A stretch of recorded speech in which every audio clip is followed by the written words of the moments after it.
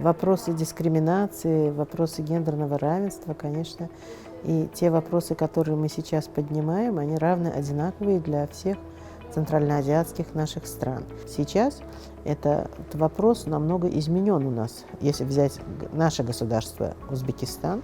Я говорю о нашей работе, да, работала в комитете женщин Узбекистана, работала заместителем хакима области, Ферганской области. Вот в те времена мы не могли даже произнести слово «гендер», гендерное равенство. Слово «гендерное равенство», оно абсолютно вызывало непонимание в нашем обществе. Понимаете, вот это тоже же стереотип, да, хотя и поэтому вот мне бы хотелось сказать, что именно вот в течение вот этих последних 6-7 лет мы приняли закон о гендерном равенстве, мы приняли закон о предотвращении насилия. В 2023 году мы приняли вообще такой закон, который говорит о противодействии насилию. Мы внесли изменения в 10 законов и в 5 кодексов нашей республики.